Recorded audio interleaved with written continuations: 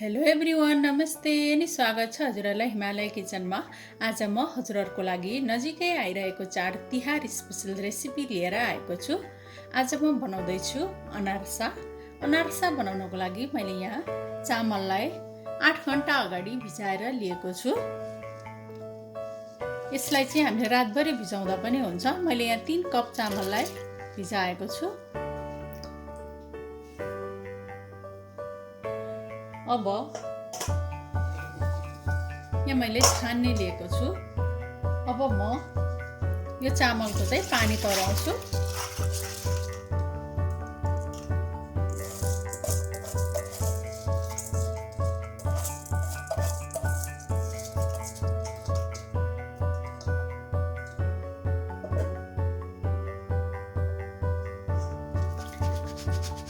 अब 15 मिनट जति यसलाई यतिकै छोडेर यसमा रहेको अरू पानी पनि तरिनको लागि म छोडिदिन्छु। ल, पानी तराउन राखेको 15 मिनट भएपछि यसलाई मैले साइड लगाएँ र मैले यहाँ नाङ्लोलाई लिएँ।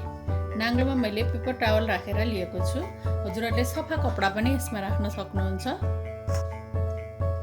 ल, अब चामललाई यसरी नाङ्लोमा फिजाएर म 1.5-2 घण्टाको लागि यसलाई घाममा सुकाउँछु। यसलाई एकदमै चर्को घाममा चाहिँ सुकाउनु हुँदैन, धेरै ड्राई हुन्छ फेरि र अनारसा राम्रो बन्दैन। यसलाई खालि हल्का यो पानी उबाउनको लागि मात्रै हामीले सुकाउनु पर्छ। ल, अनारसाको लागि चामल सुकाइसकेको छु मैले। यो ठिक्कको भएको छ। यो एकदमै धेरै ड्राई पनि हुनु हुँदैन, यतिको हुनुपर्छ। अब यसलाई चाहिँ पिस्नुपर्छ मसिनो गरेर। अब चामललाई यसरी मिक्सरमा राखेर म एकदमै मसिनो गरेर पिस्छु।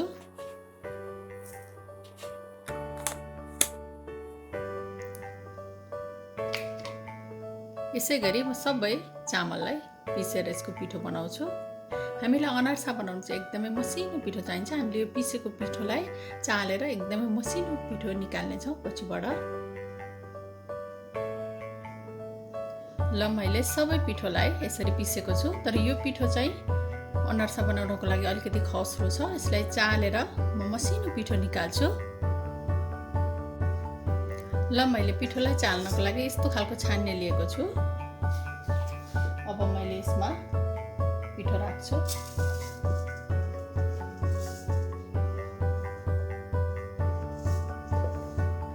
र अब यसलाई यसरी छान्छु।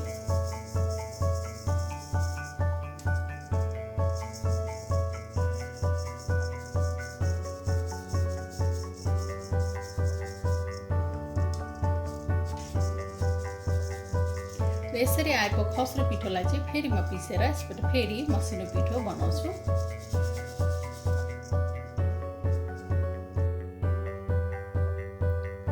र पिठोलाई राम्ररी चालेपछि मैले मसिनो पिठोलाई यहाँ लिएको छु। मैले यहाँ 2 कप पिठोलाई लिएको छु।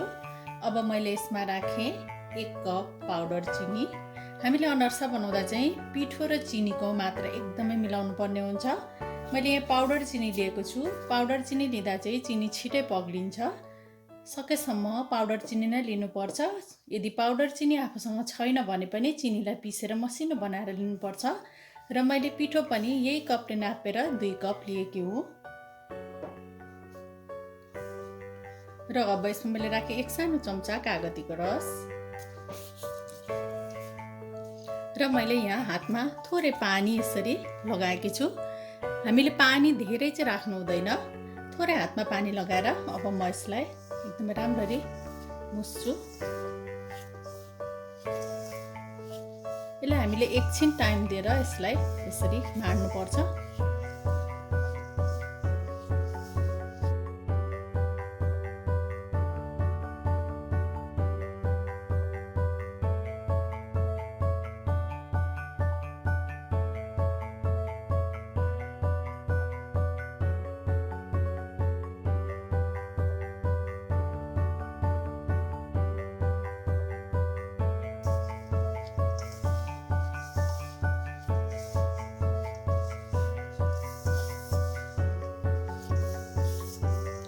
र अब यसलाई यसरी केही बेर मजाले माडेपछि अब यसरी यसलाई सबैतिर मिलाउनु पर्छ।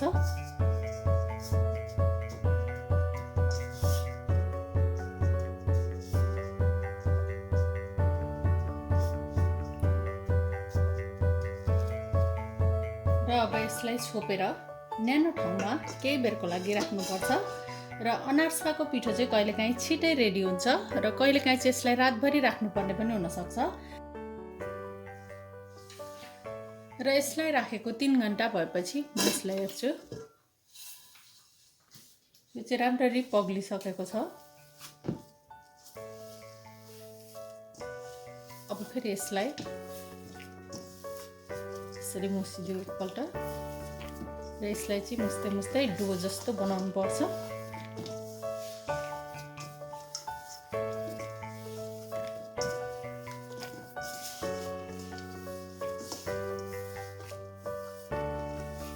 फेरि यसलाई म हातमा अलिअलि पानी लगाएर यसरी मुस्छु राम्ररी।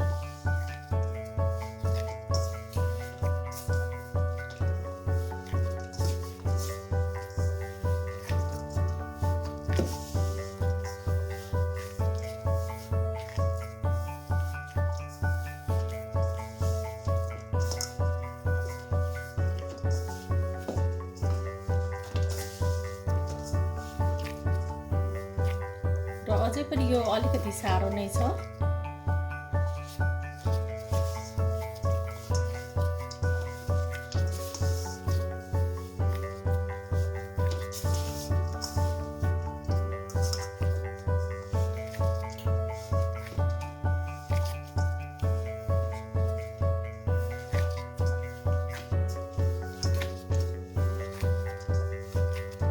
र फेरि यसलाई म आधा घण्टाको लागि छोपेर राख्छु।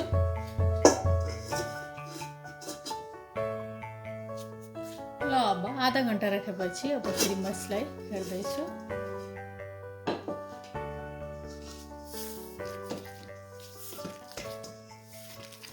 अब चाहिँ अनारसाको लागि पिठो रेडी भएको छ।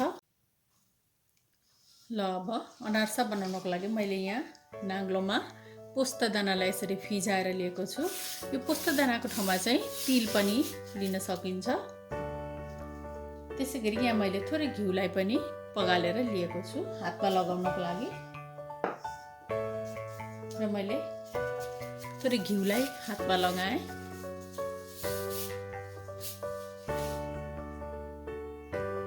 र मैले यहाँ लिएँ पिठोको डल्ला। यसलाई चाहिँ यसरी गोल बनाउँछु म।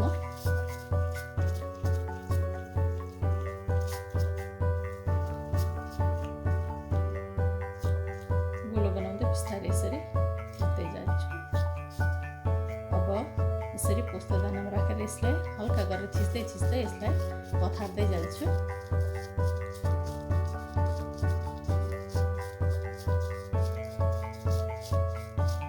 अनारसा चाहिँ धेरै बाक्लो पनि बनाउनु हुँदैन र एकदमै पातलो पनि बनाउनु हुँदैन।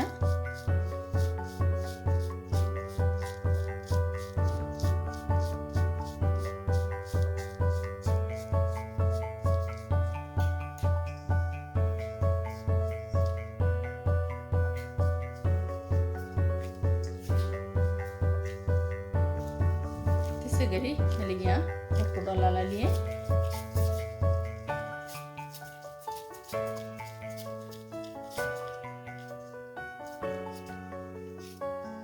यसलाई पनि त्यसै गरी म थिच्दै जान्छु हल्का गरेर।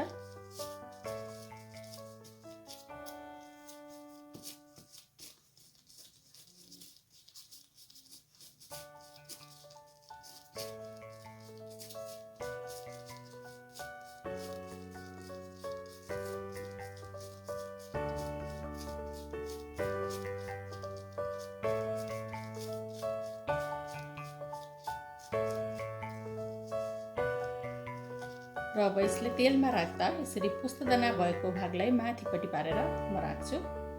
यसै गरी म सबै अनारसा पथार्छु।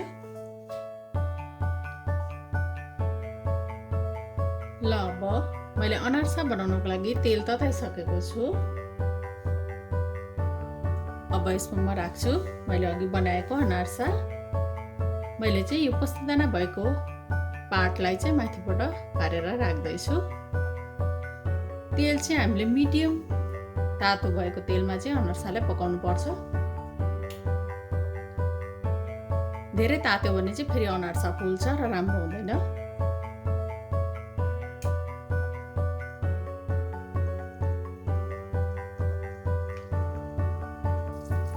र अनारसा राम्ररी पाकिरहेछ। यसरी यसलाई माथिबाट यसरी तेल लगाइदिनु पर्छ।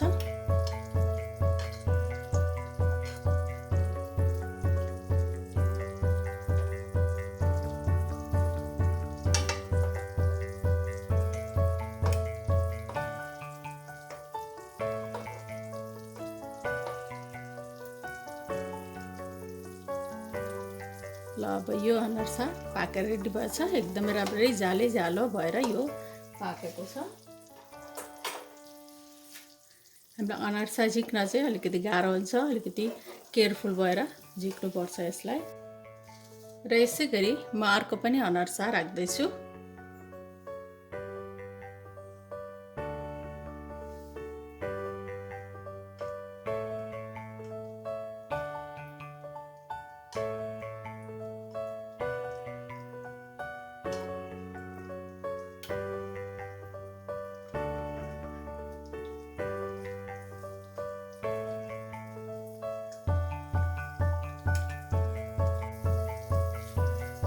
ल अब अर्को अनारसा पनि पाकेर रेडी भएछ। यसलाई पनि म त्यसै गरी एकदम केयरफुल भएर छिक्छु। एकदमै जाली जाली भएर पाकेको छ, एकदमै राम्रो देखिएको छ। एकदमै यमी अनारसा चाहिँ अब बनेर खानको लागि रेडी भएको छ। अनारसा बनाउनको लागि अलिकति टाइम लाग्छ, अलिकति हेर्दा झन्झटिलो भए पनि बनाउँदै गएपछि सजिलै लाग्न थाल्छ। यसपालिको तिहारमा हजुरहरू पनि यसै गरी अनारसा बनाएर अवश्य पनि इन्जोय गर्नुहोला। हस् त यो मिठो अनारसाको रेसिपी हजुरहरूलाई राम्रो लाग्यो भने हाम्रो भिडियोलाई लाइक, कमेन्ट, सेयर गरिदिनु होला।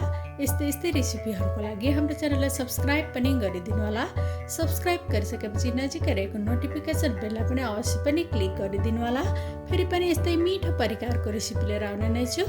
हाम्रो भिडियो हेरिदिनु भएकोमा हजुरहरूलाई धेरै धेरै धन्यवाद।